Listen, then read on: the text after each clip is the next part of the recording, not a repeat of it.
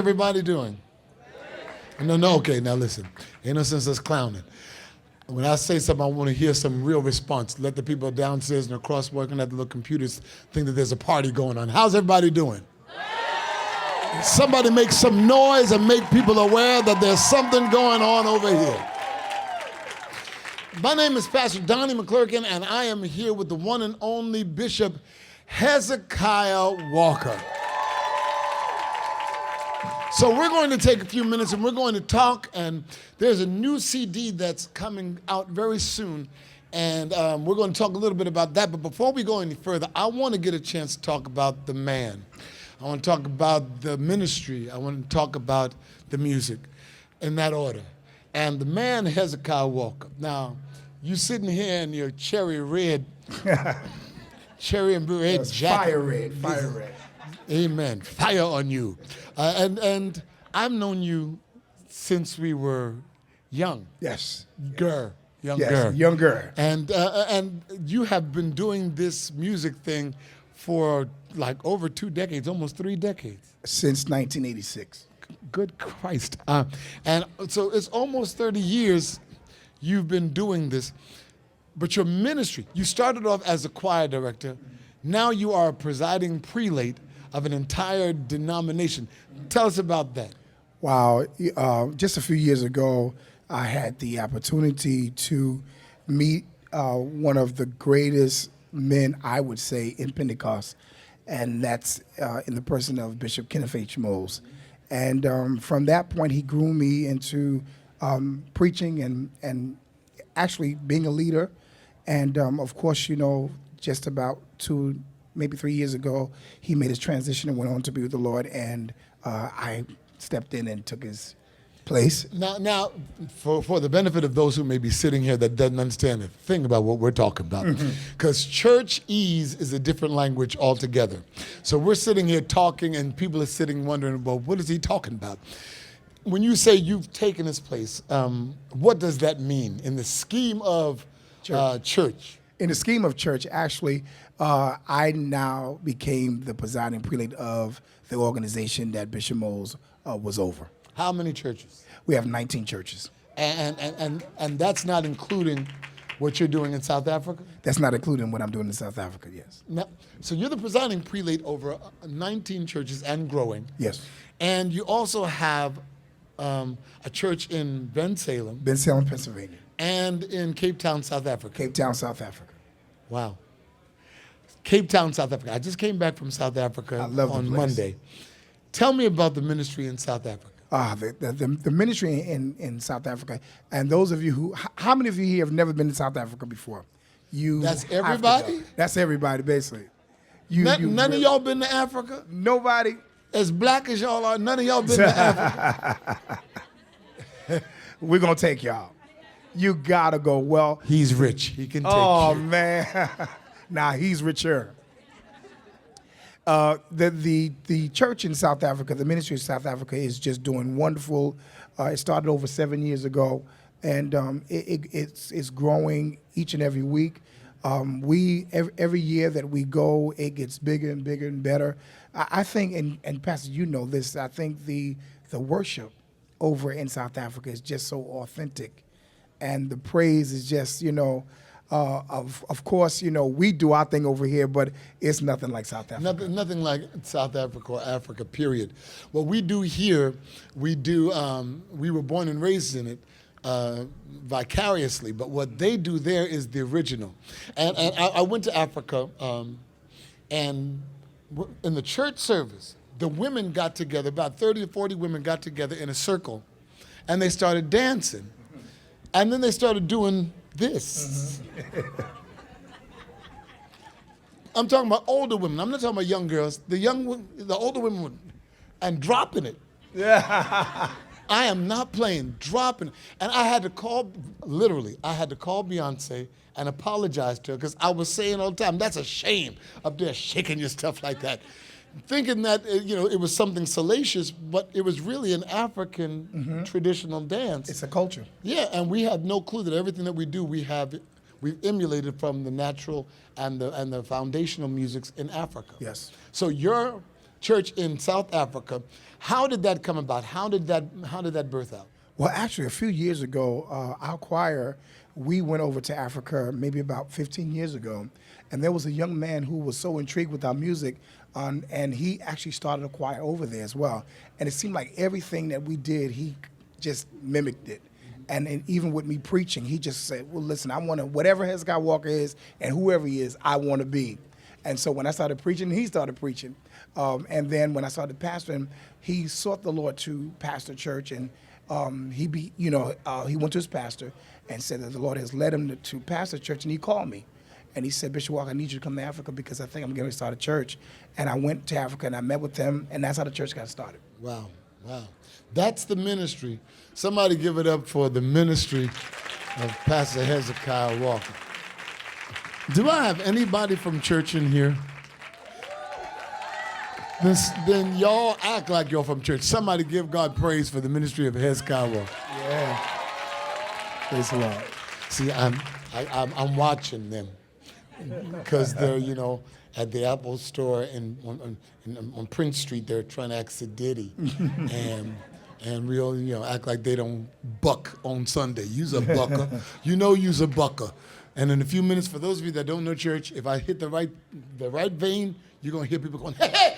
Don't get scared. Yeah. Don't be afraid. Let's talk about the music. Yes. The music of Hezekiah Walker. The music of Hezekiah Walker has spanned almost 30 years, and you still look like you're just 30-some-odd years old. Ah, yes, yes. You can pay About me 35. No, you can pay me for that in a few minutes. No, honestly, you've been doing choir music, choral music for almost 30 years. Tell us about when you started. Now, I know about it, but tell everybody about how you started and when and how it's grown from that point. Wow, we started back in 1985, and we had about 12 singers at that time, and we just really wanted to sing around Brooklyn. And a lot of people don't know this, but when we started the choir, it wasn't named Love Fellowship, it was named Brooklyn Fellowship. But then we had so many people from around New York City, from the Bronx, Manhattan, everybody wanted to come and be a part of it, and they wasn't from Brooklyn. So we had to change it from Brooklyn Fellowship to Love Fellowship Choir. And as we began to sing in prisons and hospitals, and our name just began to travel around New York City, and it just got bigger and bigger. And then we just said in '86, let's record. We recorded not knowing what it was going to do and how it was going to take off, but we recorded, and the first song that really hit the music charts and the radio was "I'll Make It." I'll make it. And with that song went around the country, and it just took off from there. And then you got "Won't He Make You Clean." Won't He Make You Clean? And this is information for those of you. Hezekiah Walker is not just a bishop, a pastor, and a choir director. He is the first gospel music artist in the New York area to win a Grammy. Thank you. He is really the trailblazer in gospel music in the New York area. None of our predecessors won a Grammy from the New York area. You were the first one to break through the ceiling. How many Grammys do you have now? 2 Grammys. My God. 2 Grammys. And I've said that for the longest. I came behind you. I came after you because I didn't start singing, professionally until 1995. And you had already broken through the ceiling. And now you've got a brand new CD that's coming out. Brand new CD. I'm excited about that. Brand new Yeah. CD coming out. Woo!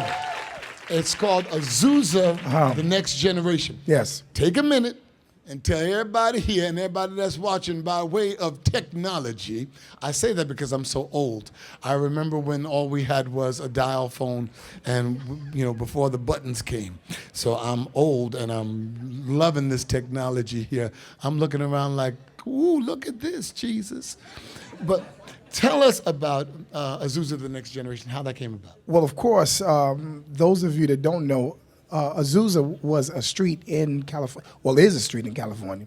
And actually, there was a great revival back in 1906 that started, and I was very intrigued about the story.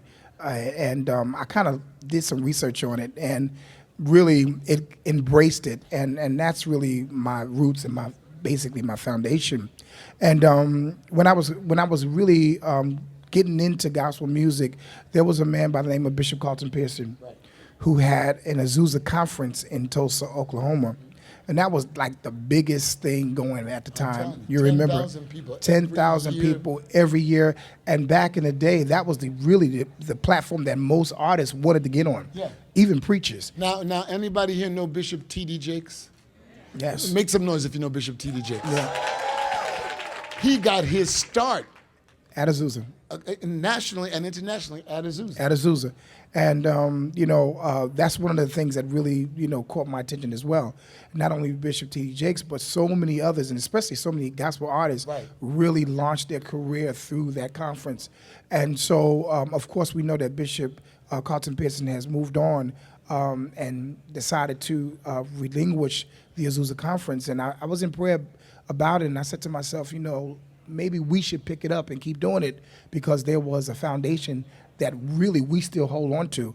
And so I decided to call Bishop Carlton, and I went out to Chicago to meet with him, and I told him the idea I had. I told him that I prayed about it, and I told him that I wanted to pick it up and pick up where he left off, and I wanted his blessings. And he gave me his blessings, and I came back to New York, and we started the Azusa Conference about 2 years ago.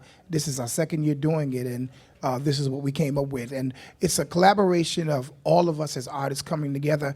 I wanted to always do a collaboration with my brothers and sisters, and it has finally come true. And I reached out to people like yourself. Pastor Donnie McClurkin is on this CD. No, thank you. Thank you very much. No, really. Man, thank you. it's... No, please. Yeah. Please. Thank you so much. Thank you. He's on it. We got Dietrich Hatton on the CD. We got John P. Key. And we got Brian Courtney Wilson. And, of course, the Azusa Mass Choir, Love Fellowship Choir. And we just kind of put it all together, and we came up with it. And this is like one of the best projects that I've ever put together, and I'm very proud of it. Now you have been with RCA Inspiration / Verity, formerly, for a long time. Where are we going from this point? Once this hits and makes its debut and becomes a classic. Yes, sir. What do you have any inkling of what's next? Pastor, I'm really open. I'm open for what's next. I told the Lord, Lord, help me to be available. I really believe that RCA is going to do some really major things in the industry, and I'm just glad to be a part of it. And I've always wanted to help get this music out there, especially to let the world know that our music is important, our music is real, everybody love our music, and I think that it's time for us to really saturate the main stage. Talk to me about the single off of this Azusa the Next Generation. Every praise is the single. Praise. And that's another thing that God has blessed. The single has taken off. Everybody around the country is singing Every Praise, and I'm just really, I really wanted it to be a church anthem. You're full of church anthems. It's just about every CD that you come out with, there's an anthem on it. So this new Every Praise. It's that anthem that every worship team can sing, every choir can sing.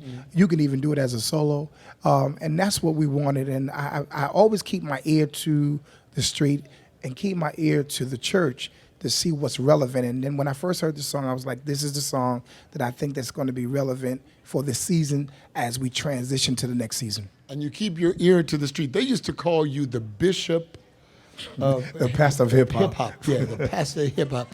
Because, P. Diddy, Puff Daddy, Sean Combs, whatever name he want to call Yeah. all the names. He was really a real support and fan of your music.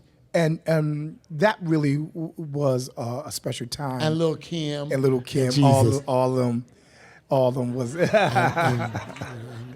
that. We were very instrumental in helping him in that spiritual walk that he was actually walking with. And even to this day, we have great friendship and relationship. And it's good that we can stay true to who we are and be able to touch them.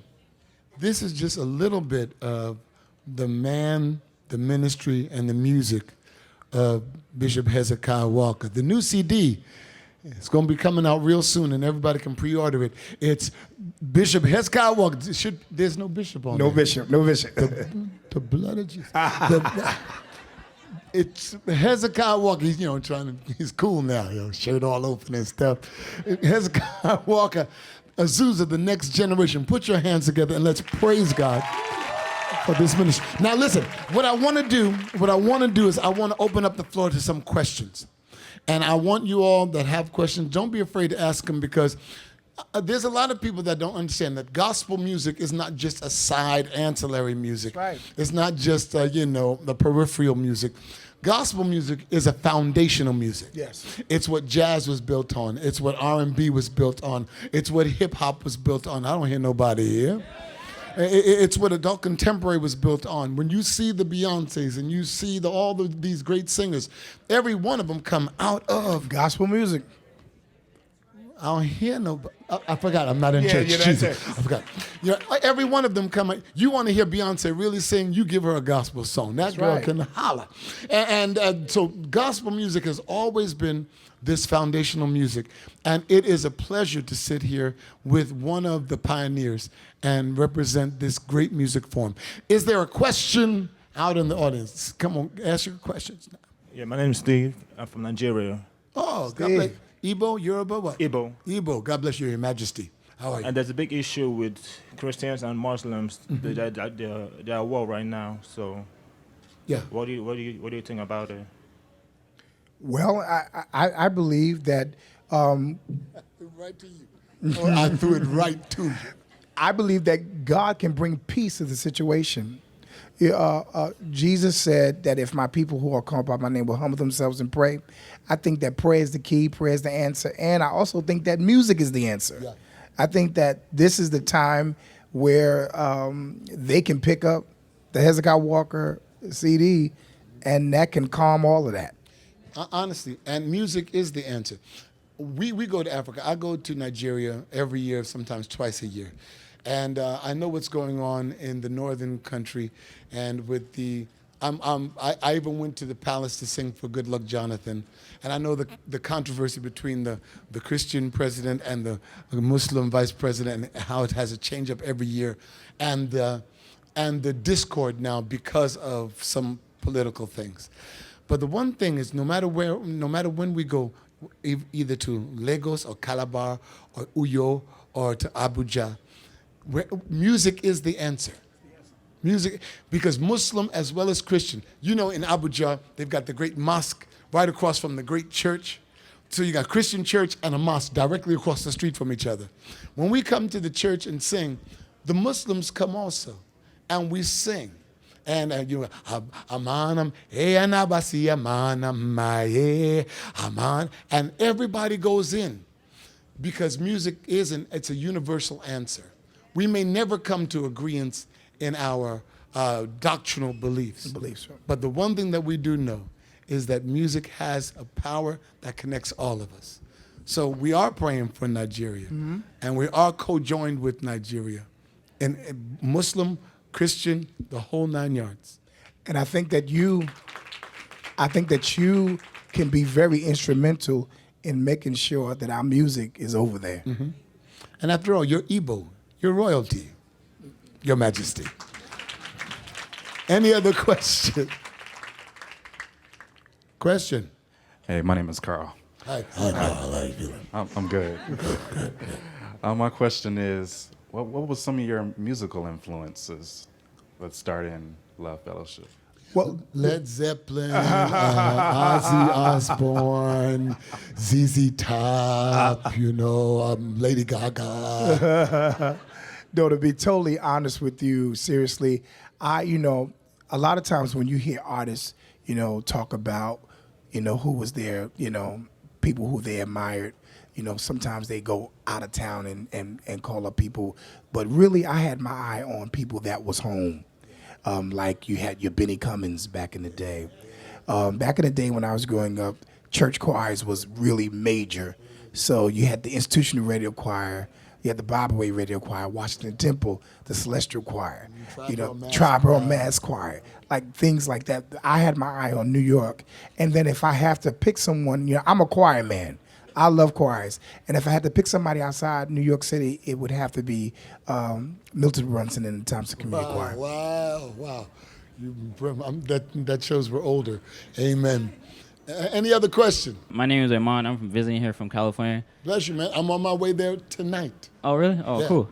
Yeah, I got a question. Would you ever stop music and just focus on pastoring, or will you continue to do both?